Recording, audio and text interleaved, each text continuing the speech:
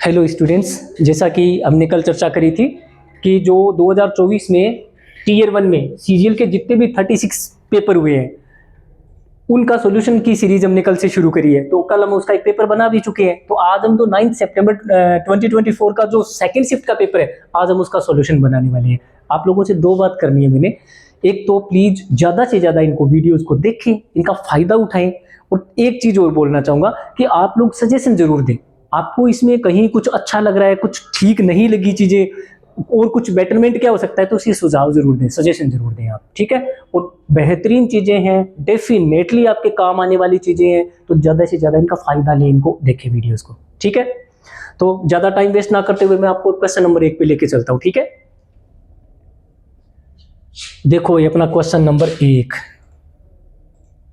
Question number 1 में क्या दे रखा है, select the most appropriate option to substitute the underline word.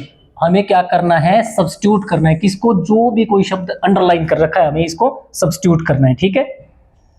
तो क्या दे रखा है, pollution level have increased so largely. अब जो लार्जली शब्द यहाँ पर दे रखा है ना, हमें इसको सब्स्टिट्यूट करना है इन चारों शब्दों में से। तो अब इसका उत्तर पहले ही मिल चुका है। बात किसकी हो रही है, लेवल की हो रही है। तो बच्चा लेवल के लिए किसका यूज होता है, लेवल के लिए हाईली का यूज होता है, ठीक है ना। एक तो लेवल के लिए, एक तो लेवल के लिए, और दूसरा इमोशंस के लिए। दूसरा किस चीज के लिए, इमोशंस और फीलिंग्स के लिए आपको किसका यूज करना चाहिए, हाईली वर्ड का यूज करना चाहिए, ठीक है ना। अच्छा, मैं इमोशन का एक एग्जांपल देता हूं आपको। जैसे I think highly of you. I think highly of you, मेरे विचार आपके बारे में बहुत ऊंचे हैं, ठीक है ना।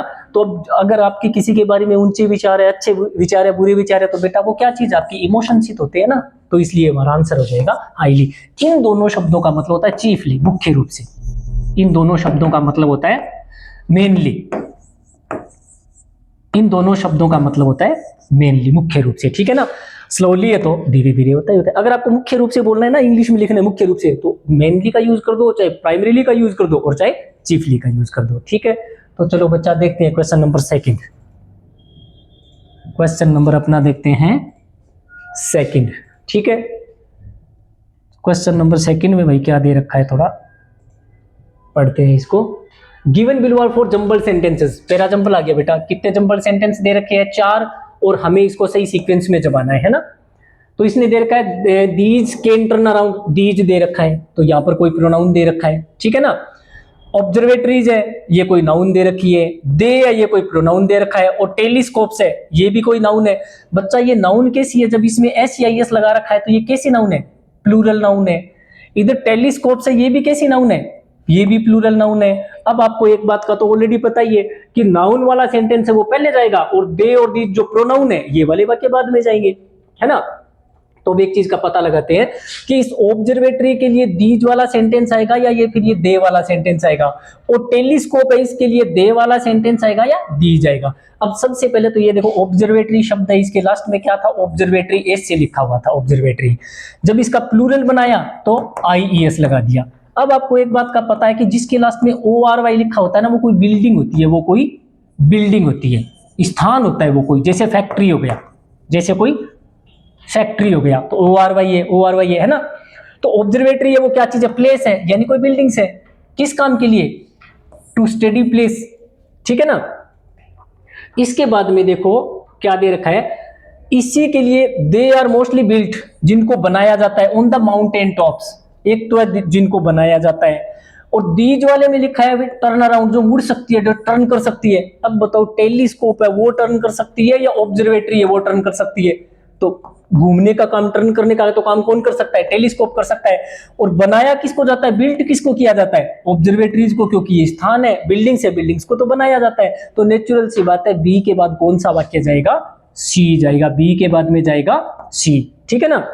अच्छा, फिर देखो टेलीस्कोप है वो क्या काम करते हैं, वो टर्न अराउंड करते हैं, घूमते हैं। तो इस दीज का यूज किसके लिए हो रहा है, दीज का यूज इस टेलीस्कोप्स के लिए हो रहा है। तो ये टेलीस्कोप्स है, इनको रखा जाता है roof of the buildings, buildings की रूफ पर। और फिर क्या होता है, ये टेलीस्कोप है ये टर्न अराउंड करते हैं, और आगे किस काम के लिए करते हैं वो आगे दे रखा है, क्योंकि ये ट्रैक करते हैं, किस चीज का पता लगाते हैं, जो स्टार्स है ना, जो तारे हैं वो रोटेट करते हैं, तो उस रोटेशन वगैरह का ऑब्जर्वेशन करने के लिए, ठीक है ना।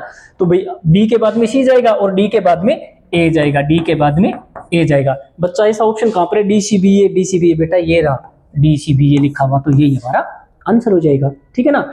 चलो देखते हैं क्वेश्चन नंबर 3। क्वेश्चन नंबर 3 में क्या दे रखा है देखते हैं भाई।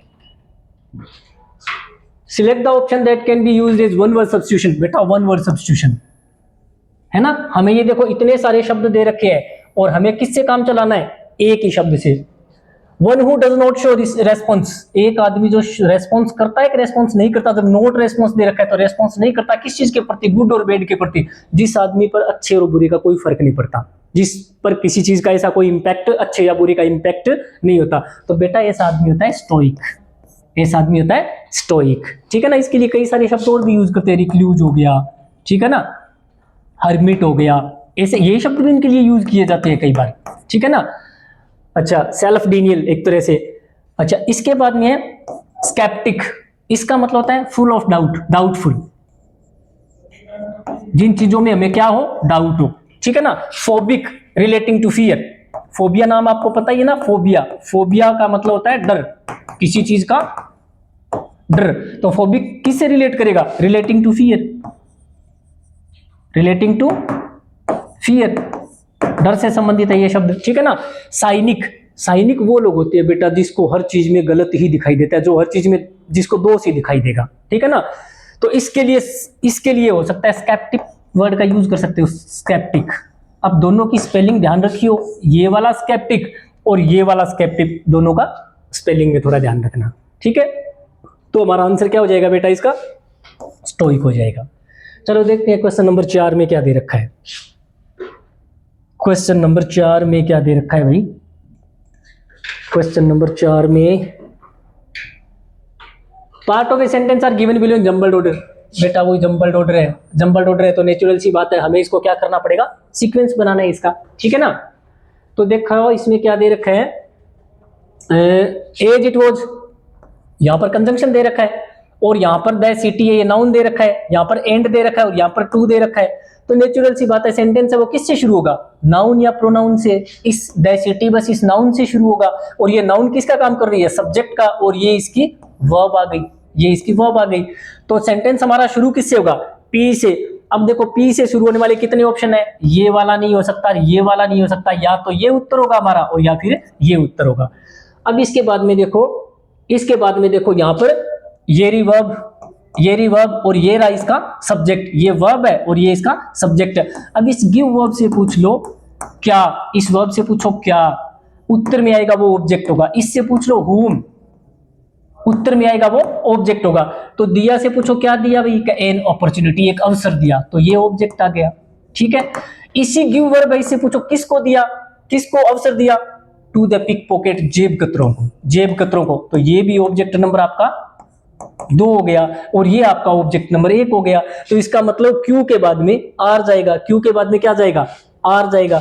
तो क्यू के बाद आर वाला ऑप्शन देखो इसमें कहां पर है अभी, क्यू के बाद आर वाला ऑप्शन तो इसमें है बेटा, ये रहा, क्यू के बाद में आर वाला ऑप्शन ये रहा है ना। तो इसमें बेटा सेंटेंस तो ओ पी क्यू आर, और इसमें एस वाला ऑप्शन डाल रखा है साथ में, इसमें एस वाला ऑप्शन भी डाल रखा है, गलत हो गया सुधा, हाँ एस वाला ये रहा भाई, एस वाला ये रहा, एस वाला ऑप्शन मुझे देखा इसमें ओ पी क्यू आर है लेकिन इसमें एस वाला ऑप्शन भी है, ये रहा। तो यही बन जाएगा बस अपना P O Q R S, ये हमारा आंसर हो जाएगा। पी सबसे पहले जाएगा पी, उसके बाद में ओ, फिर क्यू, फिर आर और उसके बाद में एस वाला चल जाएगा। तो ये हमारा आंसर हो जाएगा, ठीक है।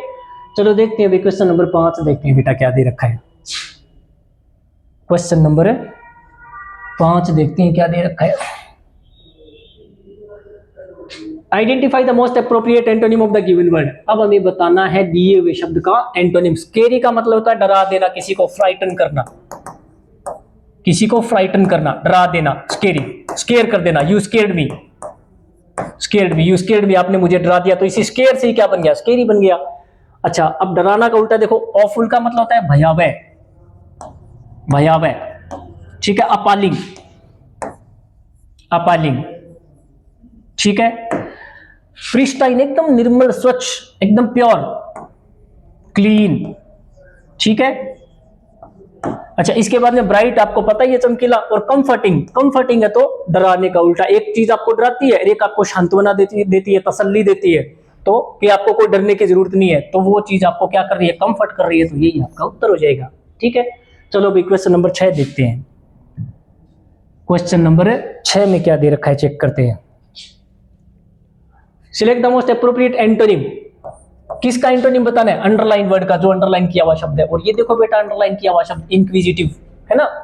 तो इंक्विजिटिव का मतलब होता है जो आदमी दूसरों को जानने में, दूसरों के बारे में पता लगाने में, नई नई चीजों के बारे में जानकारी रखने में इंटरेस्ट रखता हो, उसको बोलते हैं इंक्विजिटिव। ठीक है ना।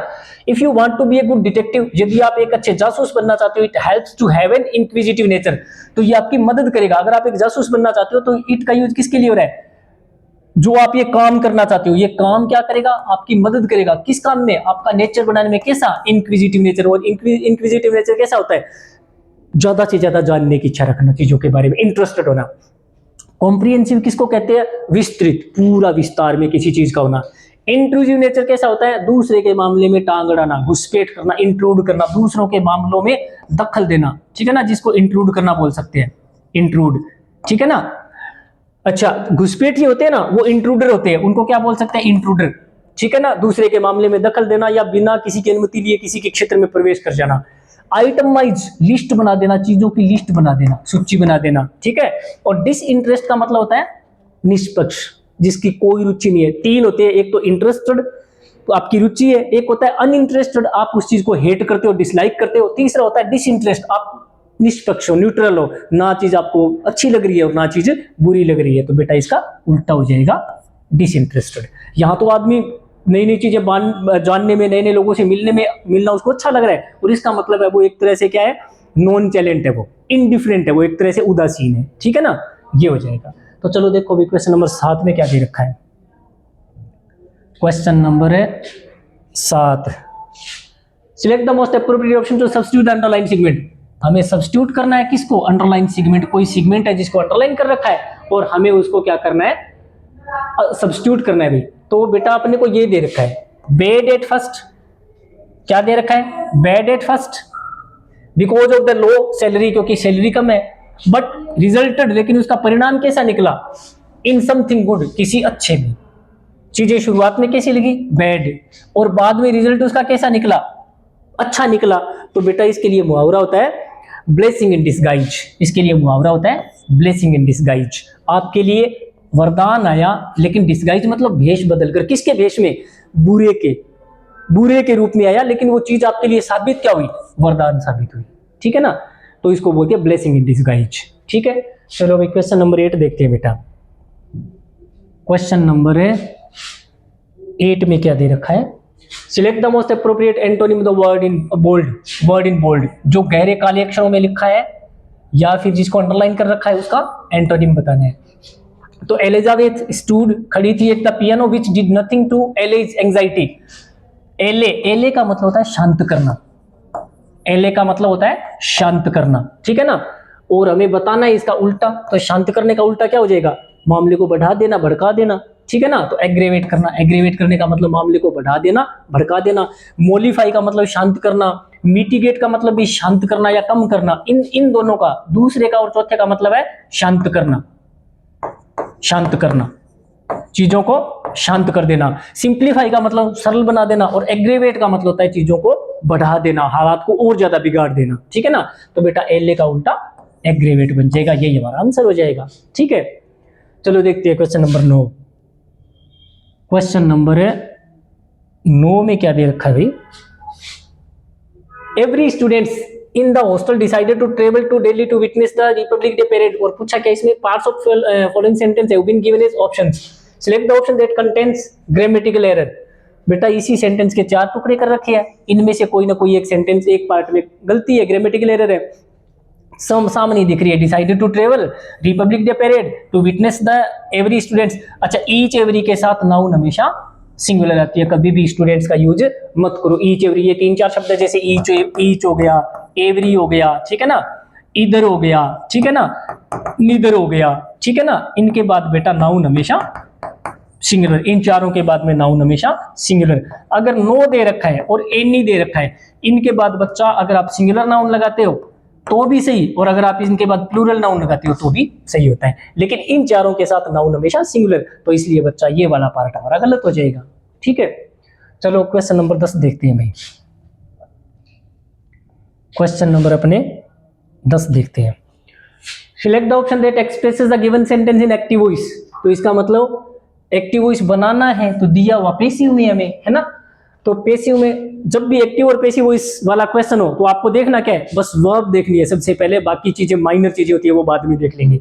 तो सबसे पहले इसमें दे क्या रखा है, मोडाल, बी और मेन वर्ब की थर्ड फॉर्म, मस्ट है ये मोडाल है, ठीक है। और मोडाल के बाद आपको क्या दे रखा है, बी दे रखा है, मेन वर्ब की थर्ड फॉर्म दे रखी है। अगर आपको इसका एक्टिव बनाना है तो मोडाल तो रहेगा ही, लेकिन बी चला जाएगा और मोडाल बी जाएगा, तो मेन वर्ब की फॉर्म कौन सी लगानी पड़ेगी, आपको फर्स्ट फॉर्म लगानी पड़ेगी।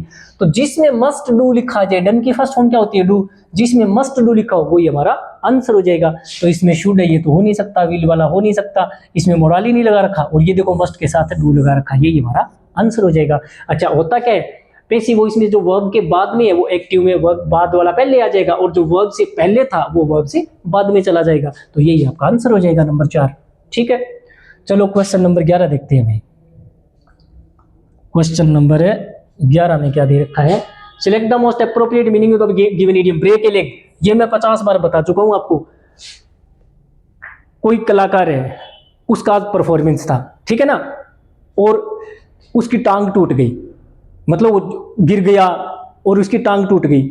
अब वो तो परफॉर्म कर नहीं सकता, और उसकी जगह आज आपको मौका दे दिया कि यार वो तो आया नहीं कलाकार, आज ये परफॉर्मेंस आप दे दो उसकी जगह पे, और आप पहले से चाहते थे कि यार खास मुझे भी मौका मिले। तो अब मुझे बताओ, वो उसका टांग टूटना आपके लिए अच्छा साबित हुआ, बुरा साबित हुआ, अच्छा साबित हुआ, यानी आपके लिए वो लक्की हुआ, वो काम बढ़िया हुआ। तो बताओ इसमें लक से संबंधित बात क्या है, suggest taking short break, break लेना, encourage somebody to engage in risky activities, risky activities में भाग लेने के लिए लोगों को प्रोत्साहित करना, give advice and maintain physical health बना के रखना, और ये देखो गुड लक लिखा हुआ, विश समवन गुड लक, किसी को गुड लक बोलना बिफोर ए परफॉर्मेंस, कोई परफॉर्मेंस देने से पहले, ठीक है ना। तो बेटा यही हमारा आंसर हो जाएगा, यही हमारा आंसर हो जाएगा। ठीक है, चलो क्वेश्चन नंबर 12 देखते हैं हमें। क्वेश्चन नंबर आपका 12 क्या बोल रहा है, the following sentence has been split into 4 segments. Sentence के 4 टुकड़े कर रखे, identify the segment that contains a grammatical error. फिर से बेटा ग्रामेटिकल एरर वाला वाक्य आ गया। तो by this time next year I will had graduated, बेटा आगे बढ़ने की जरूरत ही नहीं है। मोडाल्स के बाद विल है, ये क्या चीज है, मोडाल है।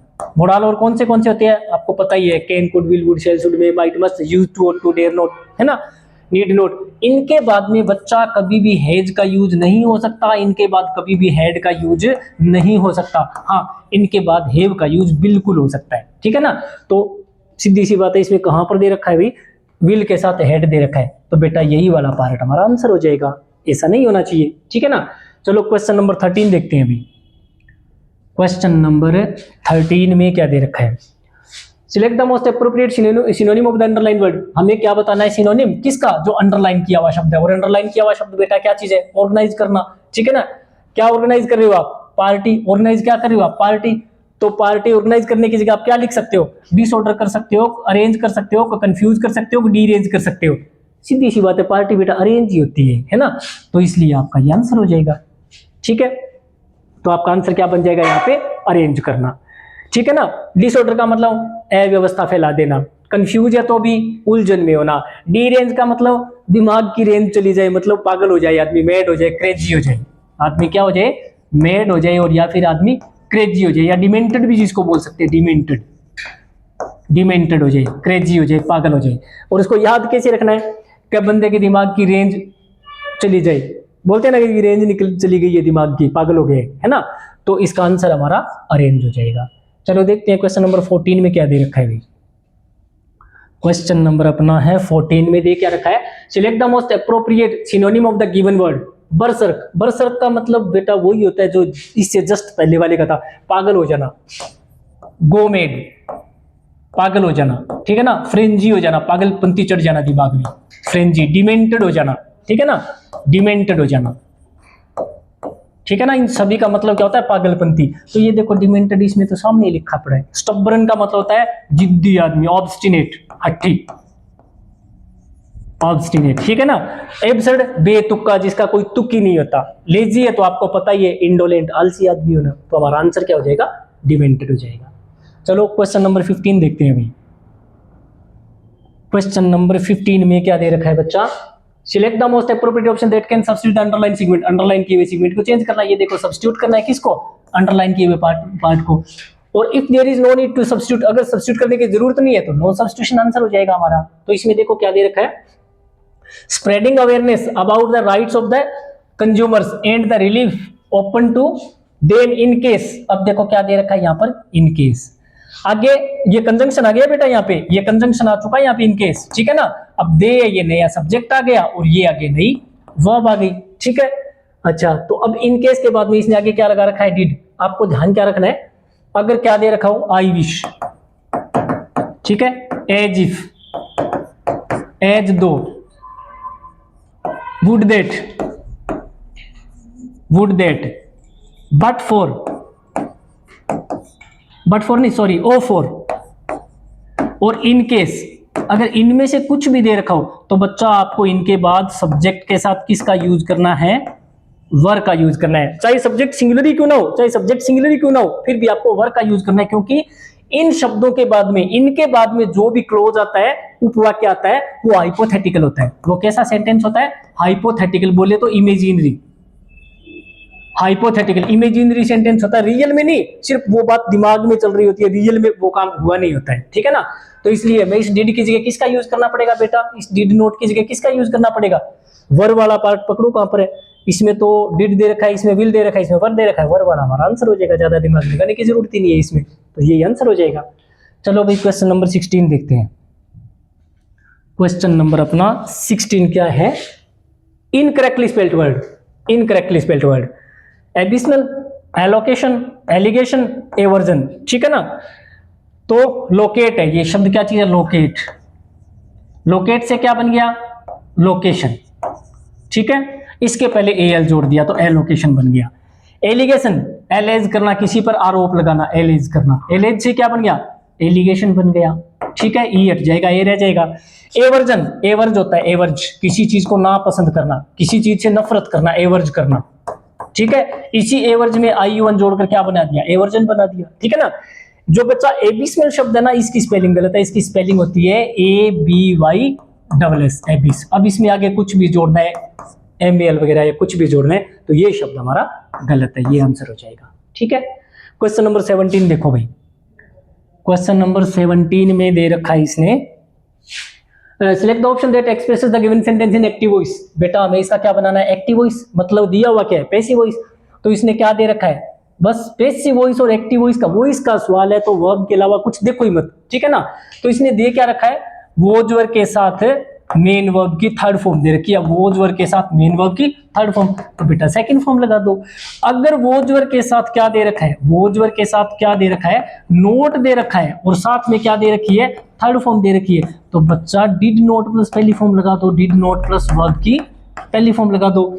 ये तो किस में यूज हो रहे हैं, पैसिव में यूज होता है, और ये वाला दोनों किस में यूज होते हैं, एक्टिव में यूज होते हैं। तो बच्चा देख लो, वोज वर्ब के साथ थर्ड फॉर्म है तो अपने डिड नोट वाला आंसर बन जाएगा।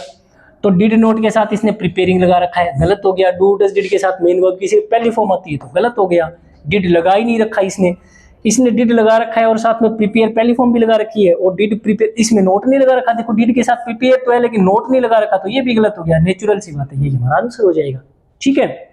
चलो क्वेश्चन नंबर 18 देखते हैं हम।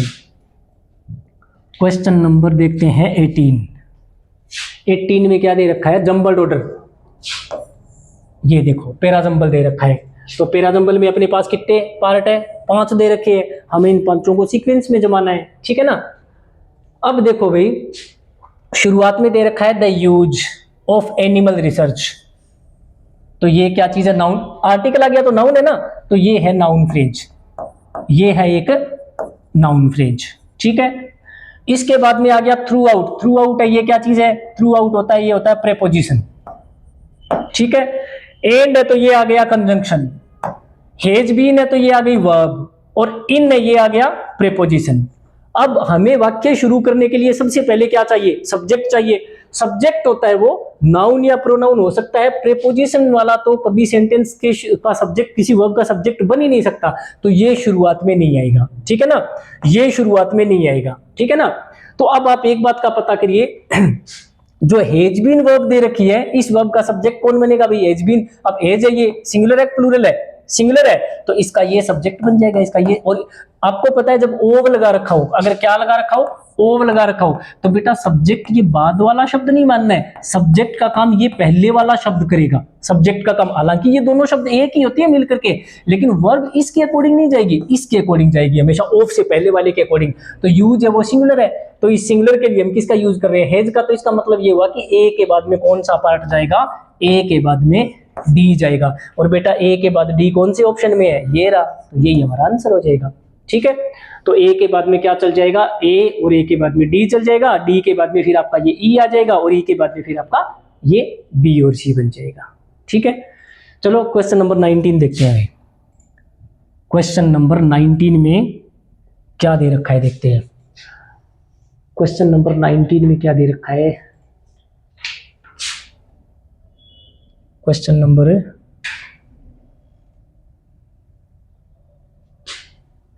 19, तो select the most appropriate synonym of the given word. Most appropriate synonym, most appropriate क्या बताना है अपने को? सिनोनिम बताना है ना। मोस्ट अप्रोप्रिएट सिनोनिम बताना है किस शब्द का? ये दे रखा है इसका। एबिडेंट का मतलब होता है बहुत ज्यादा मात्रा में होना किसी चीज का, ठीक है ना। तो प्लेंटी भी कह सकते हैं, प्लेंटी भी कह सकते हैं इसको, एम्पल भी कह सकते हैं, ठीक है। तो इसमें देखो स्केर्स, स्केर्स का मतलब होता है कम, स्केर्स का मतलब होता है कम, इसको नाउन में चेंज करें तो स्केर्सिटी बन जाता है, कमी। बेरन का मतलब होता है इनफर्टाइल, बंजर, जिसमें कुछ नहीं उगता, जिस औरत को बच्चे नहीं पैदा होते हो या जिस जमीन में कुछ उगता नहीं हो, वो जमीन कैसी होती है? बेरन होती है, वो अनप्रोडक्टिव होती है, इनफर्टाइल होती है। डिफिकल्ट का मतलब मुश्किल होता है, और एम्पल का मतलब होता है प्रचुर मात्रा में। तो बेटा इसका आंसर क्या बन जाएगा? उल्टा। इसका सिनोनिम क्या बन जाएगा? एबिडेंट का, प्रचुर का, एम्पल हो जाएगा, एम्पल, ठीक है। हाँ, उल्टा पूछा होता तो ये बन जाता, फिर स्केर्स बन जाता, ठीक है। चलो क्वेश्चन नंबर 20 देखते हैं अभी। क्वेश्चन नंबर आपका 20 क्या बोल रहा है? Correctly spelled word, correctly spelled sentence. तो इसमें इसने क्या दे रखा? I will, I will, I will, I will, definitely, definitely, definitely, attend, ठीक है, और the conference, the conference, the conference और द कॉन्फ्रेंस। इसने इन चारों की स्पेलिंग अलग अलग लिख रखी है ना। और मैं आपको कई बार बता चुका हूं कि बेटा ये डेफिनेटली नहीं होता, ये डेफिनाइटली होता है, डेफिनाइटली। तो क्या हो जाएगा? ये हो गया आपका डेफिनाइट। यहां पर बेटा ए नहीं लगाना कभी भी, आई होता है डेफिनाइट, एल वाई जोड़ दो तो क्या बन जाएगा? डेफिनाइटली। तो कहां पर है भाई? ये रहा डेफिनाइटली, ये रहा आपका, यही आंसर हो जाएगा, ठीक है। इसके बाद में देखो भाई क्वेश्चन नंबर 21, क्वेश्चन नंबर अपना 21 क्या है देखते हैं। क्वेश्चन नंबर 21 है बेटा, ये तो आ गया कॉम्प्रिहेंशन, ये तो आ गया क्लोज टेस्ट, और क्लोज टेस्ट का मतलब है 5 सवाल अब हमें एक साथ इसी में मिल जाएंगे, है ना। तो क्या दे रखा है? In the following passage some words have been deleted, कुछ शब्दों को डिलीट कर दिया गया है। रीड द पेसेज, पेसेज को पढ़ो, and select the most appropriate option, और सबसे जो सही ऑप्शन है उसको सिलेक्ट करो, to fill in each blank, प्रत्येक ब्लैंक में भरने के लिए। तो अपना शुरू कहां से हो रहा है भाई? From the beginning, from the beginning, शुरुआत। किसकी शुरुआत? द 18th सेंचुरी, है ना। तो अब एक चीज ध्यान दो, इसको जब पढ़ेंगे तो क्या बन जाएगा? शुरुआत से। किसकी शुरुआत? 18वीं शताब्दी की शुरुआत। और बच्चा जब का के की आ जाए ना, का के या की आ जाए, तो इसके लिए क्या लगा दो? ओव लगा दो, है ना। तो क्या हो जाएगा? और जब ओव लिख दोगे तो हिंदी अनुवाद उल्टा बनता है, जैसे हाउस ऑफ कार्ड्स, तो क्या बोलेंगे? कार्ड्स का घर, ठीक है ना। तो क्या बन जाएगा? 18वीं शताब्दी की शुरुआत में। तो यहां पर इनमें से देखो कौन सा आंसर आ जाएगा? ओव आंसर हो जाएगा हमारा, ओव हो जाएगा। हाँ, अगर यहां पर खालिस्तान होता, यहां पर खालिस्तान होता, तो यहां पर अपन इन लगा सकते थे, इन भी लगा सकते थे। तब फ्रॉम द बिगिनिंग का मतलब तो क्या बन जाएगा? शुरुआत से। और इन द बिगिनिंग का मतलब क्या बन जाएगा? शुरुआत में बन जाएगा। तो इसमें अपना क्या हो जाएगा? ओव आ जाएगा भाई, यहां पर आ जाएगा ओव। 18वीं शताब्दी की शुरुआत में the ladies of European cities, किनके बारे में बात हो रही है, इनके बारे में। और ये कहाँ की है, यूरोपियन सिटीज की। वो क्या करती थी, कवर करती थी, क्या कवर करती थी, फेसेस, फेसेस। अब फेसेस एक ज्यादा ज्यादा है, तो इसका मतलब ये लेडीज भी फिर ज्यादा ही है ना। तो ज्यादा जनों के लिए किस शब्द का यूज करेंगे, देखते हैं इसने अगले क्वेश्चन में पूछा क्या है।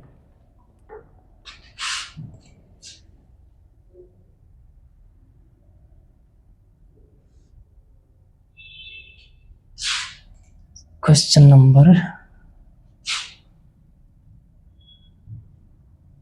हाँ, तो क्या करते हैं भाई, लेडीज कहां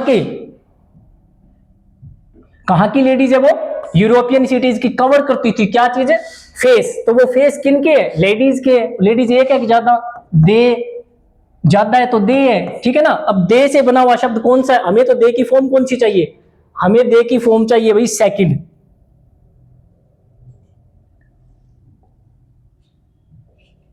हमें दे की फॉर्म कौन सी चाहिए, सेकंड चाहिए, क्योंकि फेस है, ये क्या चीज है, फेस शब्द है, ये क्या चीज है, ये नाउन है।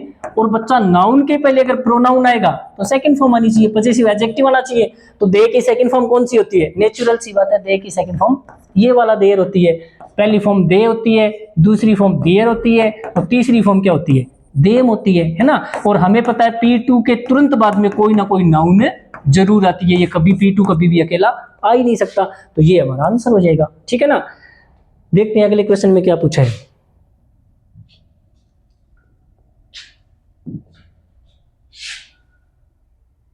हाँ, तो क्या दे रखा है, ladies of European cities cover करती थी their faces in layers of paint. किसकी लेयर लगा लेती थी चेहरे पर, पेंट की और पाउडर की। दिस पर्टिकुलर फैशन, ये एक विशेष प्रकार का फैशन, वो लार्जली ब्रॉट। अब ब्रॉट के साथ अराउंड एक, अबाउट एक, टू एक, विद इन है। इस फैशन को क्या किया गया, ब्रॉट किया गया बाय द नीड। किसके द्वारा, नीड के द्वारा। तो नीड होती है वो किसी चीज को क्या करती है, जन्म देती है। नीड होती है वो किसी चीज को जन्म देती है, उत्पन्न करती है, तो प्रोड्यूस करती है, जन्म देती है। तो जन्म देने के लिए बेटा पता है किसका यूज होता है, ब्रिंग अबाउट। ब्रिंग अबाउट का मतलब होता है किसी चीज को जन्म देना, उत्पन्न करना, ठीक है ना। ब्रिंग अराउंड, अगर ब्रिंग के साथ मैं अराउंड लगा दूं, ब्रिंग अराउंड लगा दूं, तो इसका मतलब बन जाएगा बीमारी आदि से रिकवर हो जाना। अगर कोई बेहोश हो गया बंदा और पुनः होश में आ गया, तो उसको ब्रिंग अराउंड करना बोलते हैं, ठीक है ना। तो यहां पर क्या बन जाएगा भाई अपना, ब्रिंग अबाउट। इस सेशन को क्या किया गया, इस सेशन को ब्रिंग अबाउट किया गया। ब्रिंग से ही तो सेकंड फॉर्म ब्रॉट बन गई ना। तो इस सेशन को जन्म दिया गया किसके द्वारा, जरूरत के द्वारा, नीड के द्वारा। और वो जरूरत किस चीज की थी, डिस्गाइज करने की, छुपाने की। छुपाना किसको, रेवेज ऑफ स्मॉल पॉक्स, जो चेहरे पर स्मॉल पॉक्स चेचक की वजह से जो रेवेज हो गया था, रेवेज मतलब डिस्ट्रक्शन हो जाता है, चेहरा बिगड़ जाता है, उसको छुपाने के लिए। Left their faces. अब देखते हैं इसमें क्या पूछा है भी, अगले वाले में इसमें क्या देखना है, ऑप्शन देखते हैं अपने, इसके क्या दे रखे हैं। ऑप्शन क्या दे रखा है, स्मॉल पॉक्स के बाद में है विच भी है, दैट भी है, हु भी है और व्हेन भी है।